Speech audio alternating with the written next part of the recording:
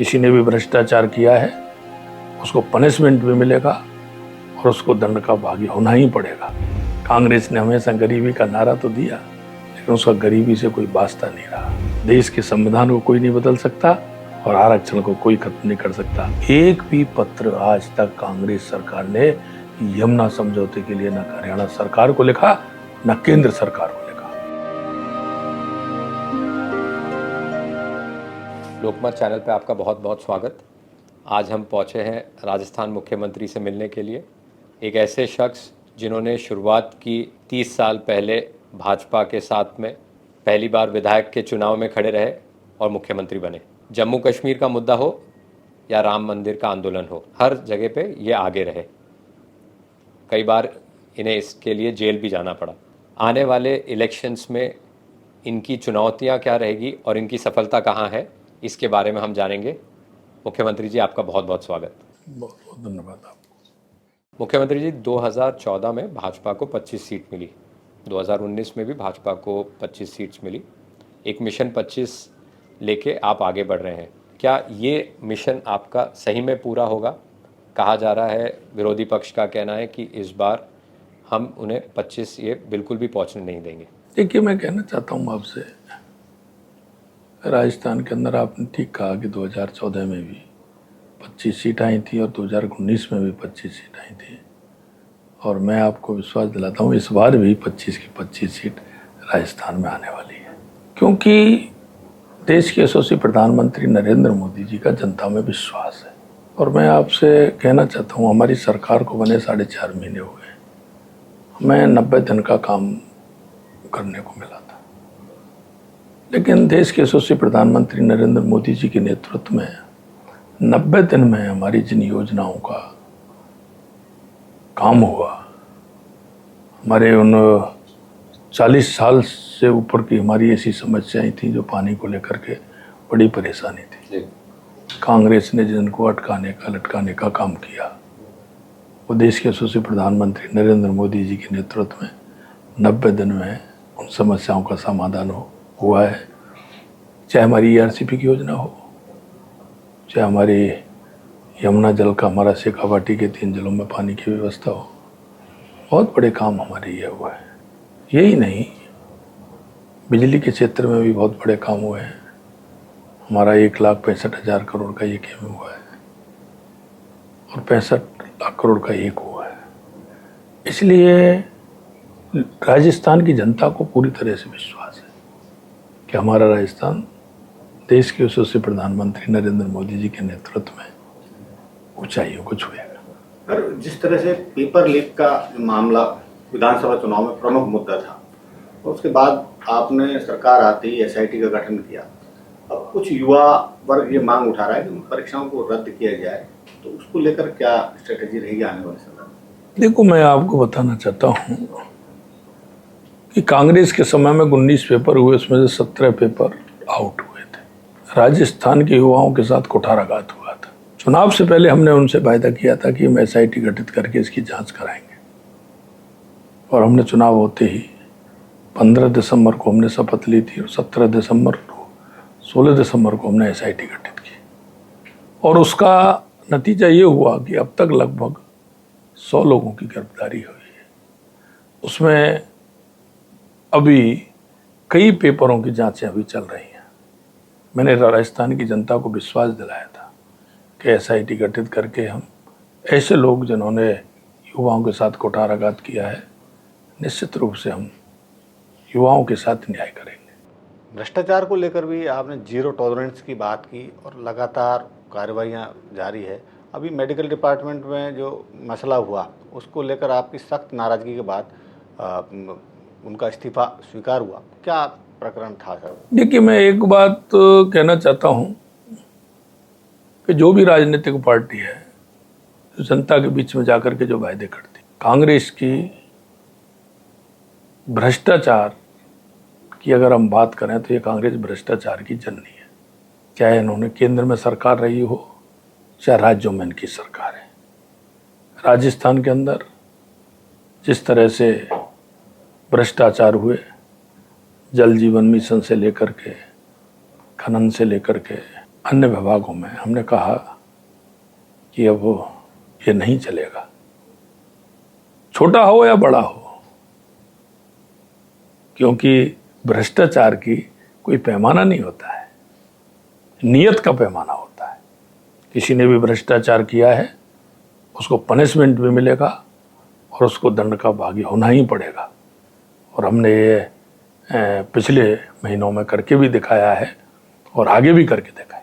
भ्रष्टाचार की बात चल रही है, ऐसा कहा जाता था कि वसुंधरा राजे और अशोक गहलोत जी की मिलीभगत है और शायद इसी कारण से उन्हें मुख्यमंत्री नहीं बनाया गया और आपको उस सीट पे बिठाया गया। आपका इसके बारे में क्या कहना है? देखो, मैं आपसे एक बात कहना चाहता हूं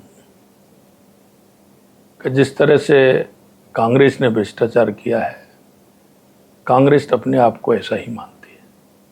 भारतीय जनता पार्टी की जो सरकारें होती हैं उन पर कहीं ना कहीं पूरी तरह से अंकुश होता है।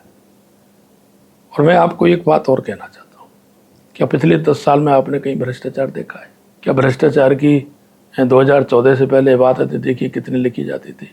ये नियत में खोट होता है और कांग्रेस की नियत में खोट है। एक सवाल और सर, राजस्थान में लोकसभा चुनाव से पहले होड़ सी मच गई कांग्रेस से और दूसरे दलों से आने वाले नेताओं की। क्या आप भी बड़े समय से राजनीतिक क्षेत्र में हैं, इस बदलाव को किस रूप में देखते हैं? हालांकि विपक्षी आरोप लगाते हैं कि ईडी, सीबीआई इनकी डर की वजह से लोग शामिल हो रहे हैं भाजपा में। देखो, मैं आपसे कहना चाहता हूं, लोगों को अंधकार का जब मालूम होता है, लोगों को जहाज डूबने का अंदाजा लग जाता है, तो जहाज में से लोग कूद कूद कर भागते हैं। कांग्रेस का जहाज डूबने वाला है। कांग्रेस की जिस तरह से उनके कर्मों के आधार पर जो दुर्गति हुई है, क्योंकि कांग्रेस ने हमेशा इस देश को लूटने का काम किया, कांग्रेस ने हमेशा आम जन का ध्यान नहीं रखा, कांग्रेस ने हमेशा गरीबी का नारा तो दिया लेकिन उसका गरीबी से कोई वास्ता नहीं रहा। इसलिए लोगों के मन में यह था कि डूबने वाला जहाज है, इसलिए लोगों ने छोड़ छोड़ करके दूसरी पार्टियों में आए, हमारी पार्टी में भी आए। ये सीधा सीधा संकेत है कि कांग्रेस डूबने वाली है। मुख्यमंत्री जी, आपका दौरा सिर्फ राजस्थान में नहीं लेकिन पूरे देश में है। शायद ही कोई मुख्यमंत्री होंगे, मतलब योगी जी को भी इतना नहीं घुमाया जा रहा है जितना आप हर राज्य में जाके आप वहाँ पे प्रवासी राजस्थानियों को मिल रहे हैं और उन्हें साथ में जोड़ने का काम कर रहे हैं। इसके पीछे आपकी स्ट्रैटेजी क्या है?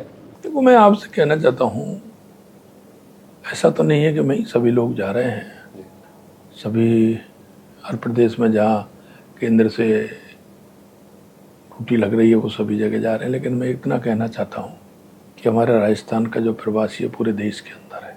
और राजस्थान का प्रवासी, क्योंकि उसको पता है वो महाराणा प्रताप की धरती के व्यक्ति है, जिसने स्वाभिमान के लिए सब कुछ न्योछावर करने वाले थे। राजस्थान भक्ति की धरती है, मीराबाई की धरती है। राजस्थान त्याग की मूर्ति पन्नाधाय की धरती है। राजस्थान जो कि पर्यावरण के क्षेत्र में रक्षा के लिए अपने आप को समर्पित कर देने वाली माँ अमृता देवी की धरती है। इसलिए उनके मन में राष्ट्रवाद को लेकर के राष्ट्र प्रेम की भावना है। जहाँ भी राजस्थानी जिस प्रदेश में है वो राष्ट्रीय भावना से ओतप्रोत होकर के काम करता है, सामाजिक क्षेत्रों में काम करता है। जहाँ क्षेत्र में रहते हैं वहाँ उनकी पकड़ है, क्योंकि सामाजिक समरसता के साथ जहाँ भी है उसमें समाहित होते हुए आगे काम करता है।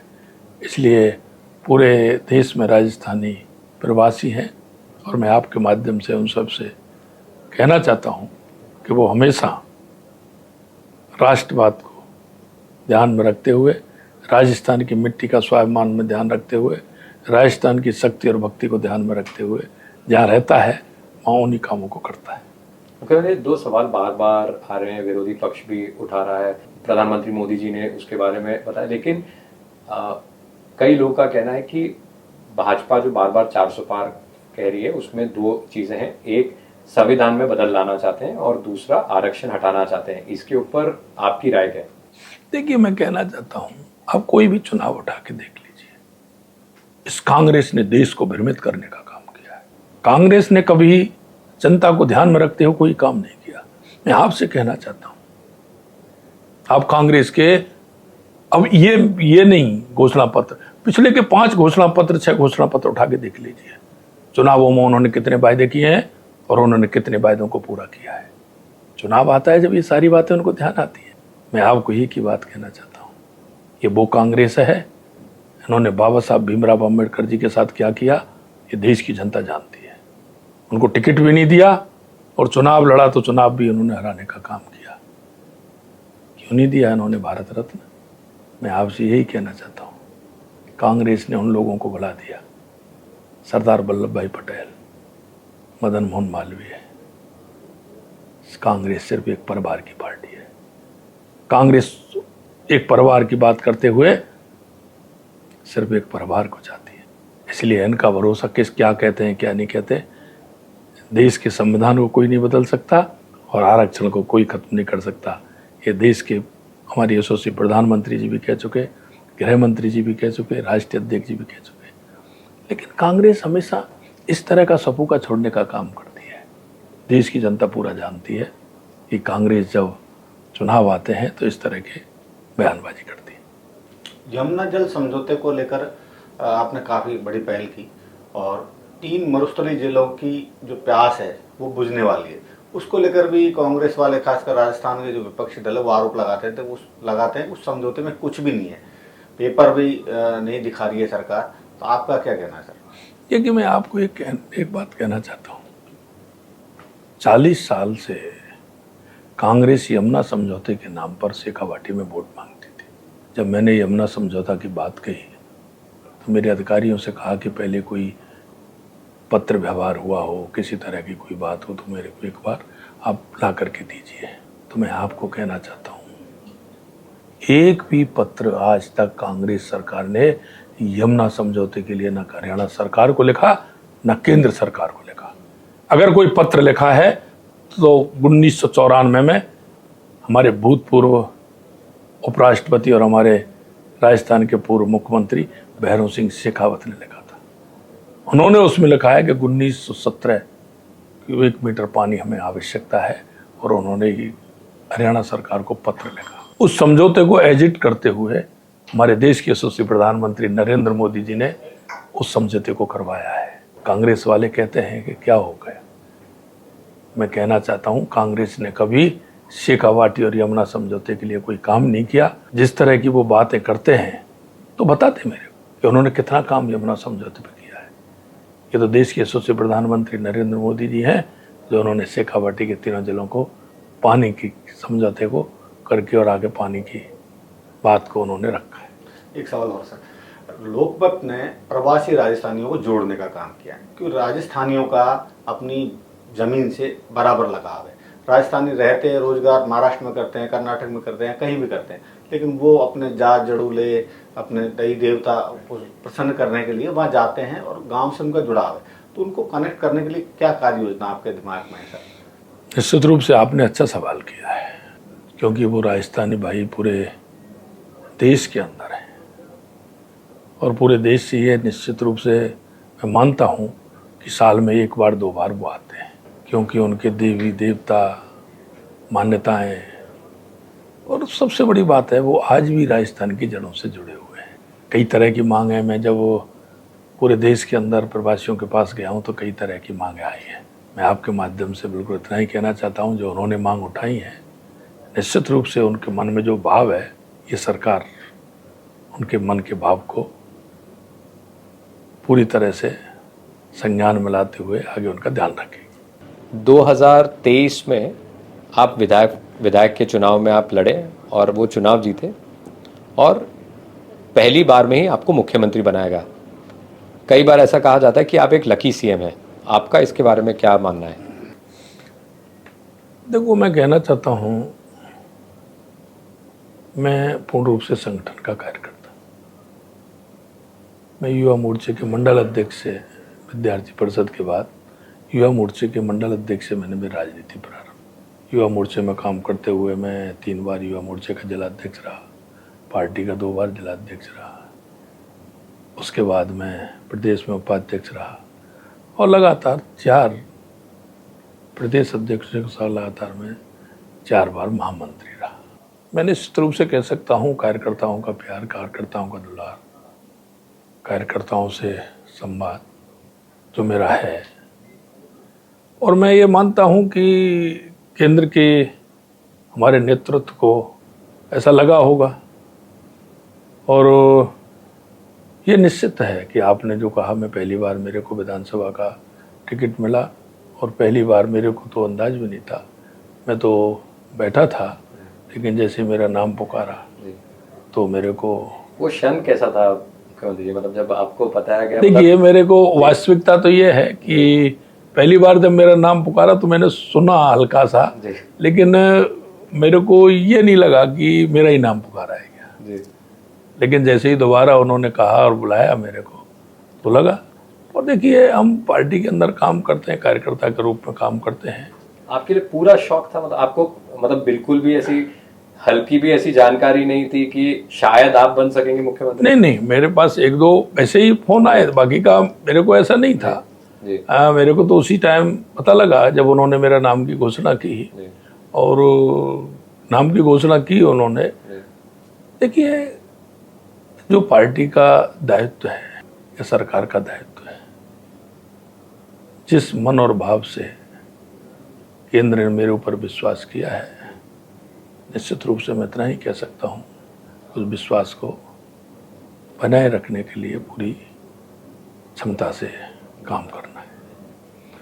और कार्यकर्ताओं के अंदर जो एक भाव है, मैं ईश्वर से प्रार्थना करता हूँ कि कार्यकर्ताओं के मन का भाव ऐसा ही बना रहे। और ये भारतीय जनता पार्टी है, कोई दूसरा राजनीतिक दल नहीं है। ये अगर संभव है तो भारतीय जनता पार्टी में ही संभव है। इस कारण मेरे जैसे छोटे से कार्यकर्ता को मुख्यमंत्री बनाने का काम किया है। ये थे राजस्थान के मुख्यमंत्री भजनलाल शर्मा जी। आपने वक्त निकाला, इसके लिए बहुत बहुत धन्यवाद। लोकमत के चैनल पे आके आपने हमारे दर्शकों के साथ में बातचीत की, इतने खुल के बातचीत की, उसके लिए आपका बहुत धन्यवाद। Thank you.